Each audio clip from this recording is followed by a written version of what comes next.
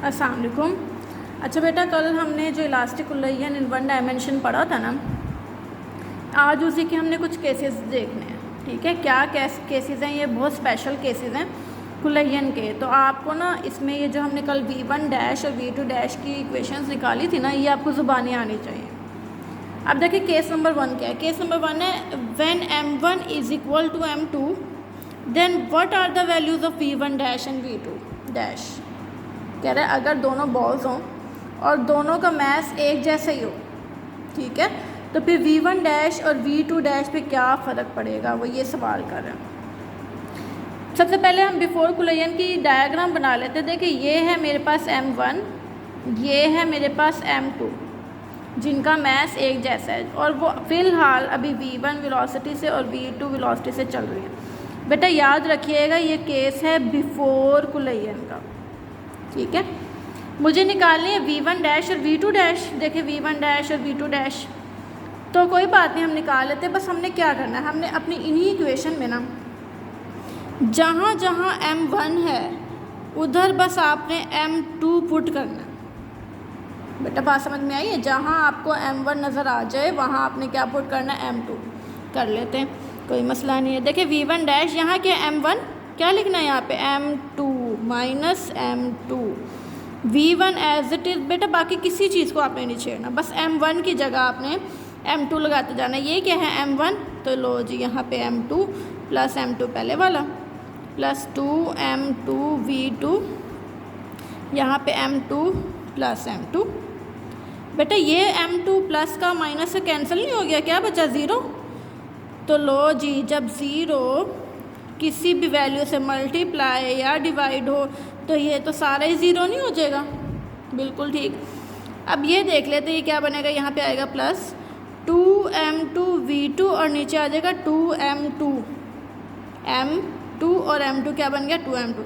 बेटा 2 से cancel, m2 से कैंसिल, बचा क्या v2।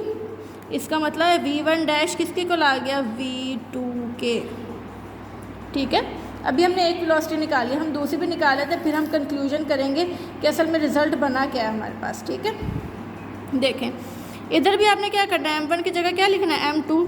चलिए लिख लेते हैं, ये बनेगा 2m2 v1 over m2 plus m2 plus m2 minus m2 over m2 plus m2 और v2।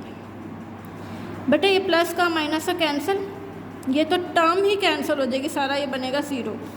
यहाँ देख लेते ये बना 2m2 v1 over 2m2 plus 0। 2 से कैंसिल, m2 से कैंसिल, बचा क्या v1, v2 डैश का आंसर क्या आ गया v1। तो बिफोर कुल्लयन तो हमने डायग्राम बना ली थी, हम आफ्टर कुल्लयन अब डायग्राम बनाते हैं कि हमारे पास क्या बन रहा है। ये बॉल m1 थी, ये बॉल m2 थी।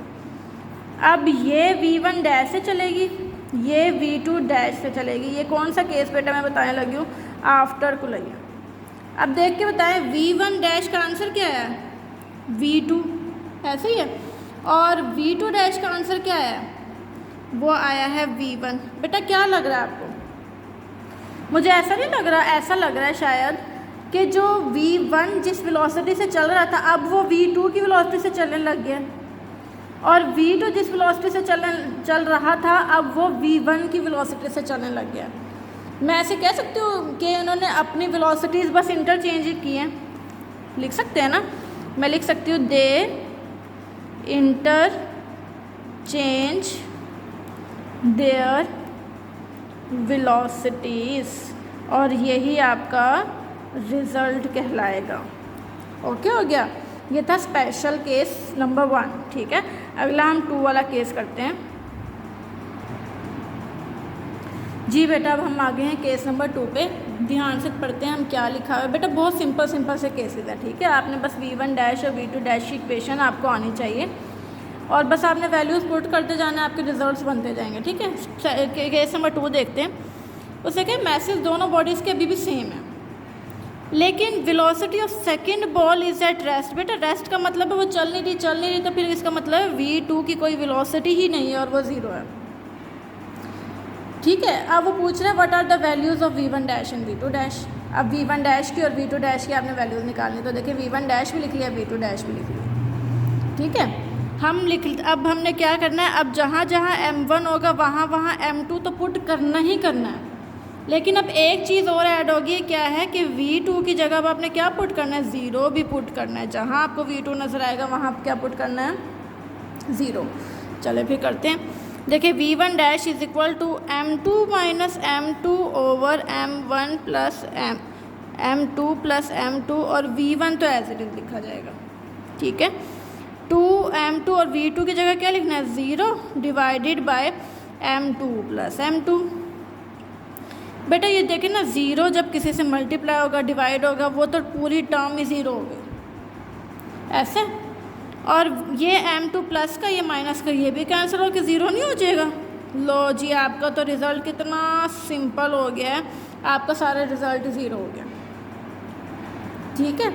अब हम v2 डैश भी देख लेते हैं, v2 डैश में क्या चेंजेस आएंगे। देखिए m1 की जगह आपको m2 पुट करना है और v2 की जगह आपको 0 पुट करना है, तो कर लेते हैं। देखिए ये है 2, m1 की जगह अब आप क्या लिखेंगे, m2 v1 divided by m2 plus m2, ऐसे ही है, plus m2 minus m2 divided by m2 plus m2, और v2 की जगह 0। ये भी कैंसिल होगा 0, तो भी ये भी 0, तो ऊपर तो है ही 0, सारे 0 हो जाएगा। ये देख लेते क्या बन गया, ये बन जाएगा 2m2 v1 ओवर 2m2, ऐसे ही है बेटा। देखिए 2m2 से कैंसिल, पीछे के बचा अकेला v1। तो देखिए हमने क्या देखा, फिर हमने देखा, मैं आपको डायग्राम से समझाती हूँ। देखिए बिफोर कोलिजन में हमने क्या देखा, हमने देखा मैसेज दोनों बॉडीज़ के सेम थे। m1 तो v1 वेलोसिटी से चल रही थी, लेकिन m2 की वेलोसिटी थी ही नहीं, यानी वो रेस्ट पे थी, तो वेलोसिटी v2 0 हो गई थी। बेटा जब 0 हो जाएगी ना, तो देखो कोई एरो नहीं बनाना आपने, ये जहन में रखनी है बात आपने, ठीक है। आफ्टर कोलिजन जब वो v1 डैश बन गई, तो v1 डैश का आंसर क्या है, 0। तो देखें अब आपने यहाँ पे एरो नहीं बनाना है, कोई भी एरो नहीं बनेगा यहाँ, आपने लिख देना है कि v1 डैश ही क्या हो गई, 0। लेकिन अब v2 डैश ही क्या आई है, v2 डैश की आ गई है v1, इसका मतलब है ये चलेगी, इसके एरो बनाना है। तो फिर बेटा सिंपल अगर वर्ड्स में बोलूँ तो पहले m1 वाला चल रहा था v1 वेलोसिटी से, m2 वाला रुका हुआ था। अब क्या हुआ है, जब उसने उसको आके हिट किया है, तो अब ये वाली बॉडी चलने लगी है, वो वाली खुद रुक गई है। ये देखे ना, v1 डैश का मतलब क्या हो गया, 0, 0 का मतलब है रेस्ट पे आ गई, ये रुक गई है और ये वाली चलने लग गई है। तो मैं ऐसा ना कहूँ, मैं ऐसे कहती हूँ पहले m1 चल रहा था, अब m2 चल रहा है, तो बस इन्होंने आपस में एक्सचेंज किया है अपनी वेलोसिटीज़। तो देखिए रिजल्ट में हम क्या लिखेंगे, दे इंटरचेंज देयर वेलोसिटीज़, उन्होंने अपनी वेलोसिटीज़ चेंज की हैं। अच्छा बेटा केस नंबर 3 भी हम देख लेते हैं, बहुत सिंपल सा है। लिखा हुआ है when m2 is greater than m1, यानी एक m2 वाली जो बॉल है वो बहुत बड़ी है एज़ कम्पेयर टू m1, लेकिन m2 वाली रेस्ट पे है, यानी v2 उसकी है ही नहीं, 0 वेलोसिटी है। फिर आपने v1 डैश और v2 डैश, बेटा देखें अब कितना सिंपल हो गया। अब एक मैसिव बॉडी है उसके सामने, फिर ये तो कुछ भी ना हो, इसका मैस कुछ भी नहीं है, तो फिर जब कुछ भी नहीं है तो मैंने क्या करना है कि m1 तकरीबन 0 ही है और v2 भी क्या है, 0 है। वैल्यूज़ पुट कर देते हैं, रिजल्ट निकाल लेते हैं। m1 कितना है, 0 minus m2 v1 as it is, फिर 0 plus m2 plus 2m2, v2 की जगह आपने क्या पुट करना है, 0, और ये क्या हो जाएगा, 0 प्लस m2। तो बेटा ये बना minus m2 v1 over m2, और ये 0 के साथ मल्टीप्लाई 0 ही हो गया, ये कैंसिल हो गया, ये बचा माइनस v1। बेटा देख रहे हैं, इसका मतलब v1 डैश की वेलोसिटी वही रही है, बस इन ऑपोजिट डायरेक्शन। इस माइनस का मतलब मैंने आपको बताया ना क्या है, इन ऑपोजिट डायरेक्शन, ऐसे ही है। बेटा इधर भी देख लेते हैं, वही सेम पुटिंग करनी है हमने, m1 की जगह 0 और v2 की जगह 0। तो देखिए 2 0 v1 over 0 plus m2 plus m2 minus 0 m1, ओहो m1 की जगह मतलब 0 पुट करना था, प्लस m2 और v2 की जगह 0। बेटा 0 मल्टीप्लाई होगा, ये तो सारा ही 0, इससे मल्टीप्लाई होगा, ये भी सारा 0, तो इसका मतलब v2 डैश कितना बना, V2 डैश 0, इसका मतलब है V2 डैश पहले भी नहीं चल रहा था, वो अब भी नहीं चल रहा। बेटा क्यों नहीं चल रहा था? देखे ना, एक छोटी बॉडी ने एक बड़ी बॉडी को आके कोलाइड किया है, तो बड़ी बॉडी को क्या असर होना है? कुछ भी नहीं। तो क्या हुआ, छोटी बॉडी गई, जब टकराई वो वापस आ गई उसी स्ट्रेट पाथ में आई, बट इन ऑपोजिट डायरेक्शन। ठीक है ना, पहले देखें एरो आगे की तरफ जा रहा था, अब एरो क्या है? पीछे की तरफ जा रहा है। अब आप रिजल्ट क्या लिखेंगे?